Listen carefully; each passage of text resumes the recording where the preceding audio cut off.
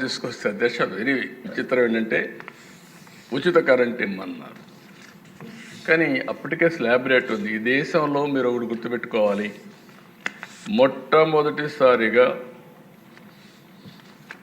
మామూలుగా యూనిట్కి ఇంతనే వ్యవసాయానికి కరెంటు వసూలు చేసే పరిస్థితి నుంచి తెలుగుదేశం పార్టీ వచ్చిన తర్వాత మా నాయకుడు ఎన్టీ రామారావు గారు స్లాబ్ రేట్ తెచ్చి రైతులను ఆదుకున్న పార్టీ మొట్టమొదటిసారిగా భారతదేశంలో ఆంధ్రప్రదేశ్ రాష్ట్రం 50 రూపాయలు హెచ్పికి పెట్టి అవన్నీ మాఫీ చేయమంటే చేయలేకపోయాం.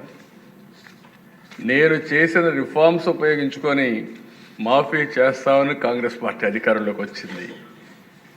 వస్తే వచ్చారు, ఏం చేశారని చూసిన తర్వాత చాలా భయంకరంగా మనం ఒకసారి చూస్తే 2014-14 సర్ప్లస్ కరెంట్ వచ్చింది, రిఫార్మ్స్ అమలైనాయి, అన్ని రంగాల్లో బ్రహ్మాండంగా జరిగింది. వాళ్ళు వచ్చిన 5 సంవత్సరాల్లో దగ్గర మీరు చూస్తే నేనున్నప్పుడు 90% ఇన్స్టాల్డ్ కెపాసిటీ పెంచాను, ప్రొడక్షన్ పెంచాను. 5,634 మెగావాట్ల నుంచి 10,695 మెగావాట్లకు పెంచాం. వీళ్ళొచ్చి 56% అంటే ఒక 5-6 వేల మెగావాట్లే పెంచారు. పిఎల్ఎఫ్ ప్లాంట్ లోడ్ ఫ్యాక్టర్ నాకు విజయవాడ ఎప్పుడూ జ్ఞాపకం. విజయవాడ పవర్ ప్లాంట్ ఎప్పుడు 95%.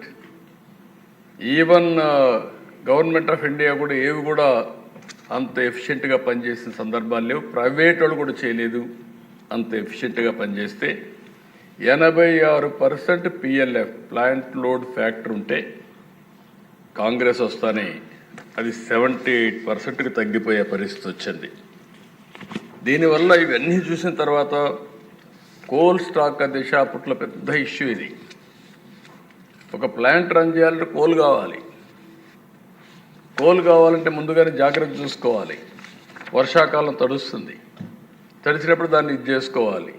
అదే మరి ప్లాంట్స్ అన్నీ కూడా ఎప్పటికప్పుడు మెయింటెనెన్స్ చేయడం పర్ఫెక్ట్గా చేయాలి. నేనున్నప్పుడు ఎప్పుడు కూడా 3 నెలలకు 4 నెలలకు కోల్ ఏమాత్రం ఇబ్బంది లేకుండా స్టాక్ పెడితే ఒక రోజు కూడా కోల్ ఉండేది కాదు. పెద్ద గొడవలు, కోల్ లేదు కాబట్టి కరెంట్ ఆపేసేవాళ్ళు. ఇలాంటి సందర్భాల్లో అది కూడా స్టార్ట్ అయింది. ఆల్ ఇండియా లెవెల్లో 8.7% ఎనర్జీ డెఫిషియట్ ఉంటే 17.6% పెరిగిన ఆంధ్రప్రదేశ్ రాష్ట్రం, మళ్ళీ సమైక్య ఆంధ్రప్రదేశ్లో. ఒక పరిపాలన ఏ విధంగా మార్పులు తీసుకొస్తుందో ఇక్కడ ఉండే సభ్యులు మీరు గుర్తుపెట్టుకోవాల్సిన అవసరం ఉంది. ఒక కీలకమైన శాఖలో ఏ విధంగా ప్రజలు ఇబ్బంది పడతారు. నేను ఇవన్నీ కూడా మీకు ఎందుకు చెప్తున్నానంటే 3 పీరియడ్ నేను కంపేర్ చేస్తున్నాను, 30 ఏళ్ళు కంపేర్ చేస్తున్నాను. 95-2004, 2004-14, 14-19, 19-24, 24 తర్వాత 9 నెలలు ఏం చేసామో చెప్పడానికి నేను ప్రయత్నం చేస్తున్నా. రాష్ట్రంలో ఉండే ప్రజలు కూడా గుర్తుపెట్టుకోవాల్సిన అవసరం ఉంది. బడ్జెట్ తగ్గించారు. అప్పట్లో నేనున్నప్పుడు 7.8% పవర్ సెక్టర్కి పెడితే వీళ్ళు 5% తగ్గించేశారు. ఇంకో పక్కన దిశ ఆవరేజ్న 2004 వరకు ₹2.55 యూనిట్ కరెంటు ఉత్పత్తి చేస్తే వీళ్ళు వస్తానేది ₹5.25 పెరిగిపోయింది. అప్పట్లోనే 10 ఏళ్లలో రైతులపైన భారం 28,835 కోట్లు వేశారు. ఎందుకంటే ఈ అసమర్థత అన్నీ కూడా వచ్చి ట్రాన్స్మిషన్ లాసెస్ కూడా తగ్గించడంలో ఫెయిల్ అయ్యారు. కడాన దిశ మీరు చూస్తే ఎక్కడికక్కడ మున్సిపల్ కార్పొరేషన్లో 4 గంటలు, మున్సిపాలిటీలో 6 గంటలు, మండల హెడ్ క్వార్టర్లు 8 గంటలు, గ్రామాల్లో 12 గంటలు, ఇండస్ట్రీస్ కోత. స్మాల్ స్కేల్ ఇండస్ట్రీ అయితే కరెంటు వాడితే సర్ఛార్జీ పేరుతో డబల్ ఛార్జ్. దీంతో చాలా స్మాల్ స్కేల్ ఇండస్ట్రీస్ అన్నీ కూడా మూతపడే పరిస్థితికి వచ్చింది. అధ్యక్ష ఆ రోజుట్లోనే ₹13 యూనిట్ పెట్టుకున్నారు. నేను ఇటీవల కాలంలో ఎందుకు చెప్తున్నాను, హిస్టరీ చెప్తున్నా. ఒక 5 నిమిషాలు ఆలస్యమైన రాష్ట్ర ప్రజానీకం కూడా ఆలోచించుకోవాల్సిన అవసరం ఉంది. హిస్టరీ తెలిస్తే భవిష్యత్తులో ఏ విధంగా మనం ముందు తీసుకుపోవాలని ఆలోచించే అవకాశం వస్తుంది. ఇంకొక పక్కన కోల్ లేకుండా మెయింటైన్ చేయకుండా ఐడిల్గా పెట్టి ఓసారి ఎవాక్యువేషన్ అంటే ట్రాన్స్మిషన్ లేకుండా ఓసారి పవర్ రన్ చేసిన పరిస్థితి లేదు. అప్పట్లోనే రెన్యూబుల్ ఎనర్జీ వచ్చింది, సోలార్ విండ్ ఉపయోగించుకోకుండా కనీసం అప్పుడు గవర్నమెంట్ ఆఫ్ ఇండియా ఫైన్ కూడా వేసేవాళ్ళు. మీరు ఇంతని కొనాలి, 2% కంపల్సరీగా మీరు సోలార్ విండ్ ఉత్పత్తి చేసుకోవాలి, లేకపోతే కొనాలని పెడితే అది కూడా కొనకుండా దానికి కూడా వచ్చే ఇన్సెంటివ్స్ తీసుకోకుండా వేస్ట్ చేసే పరిస్థితికి వచ్చారు. ఇవన్నీ అధ్యక్ష, ఇంకో పక్క ఎన్టీపీసీ పవర్ ప్లాంట్లో వచ్చిన కరెంటు కూడా తీసుకోకుండా చేశారు. 2014లో వచ్చాం. ఇవన్నీ అధ్యయనం చేస్తే చాలా బాధేసి, నేను వచ్చినప్పుడు 22.5 మిలియన్ యూనిట్లు కరెంటు కొరత ఈ రాష్ట్రంలో 2014లో నేను ఒక సవాలుగా తీసుకున్నాను. కేంద్ర ప్రభుత్వం సహకారం తీసుకున్నాం.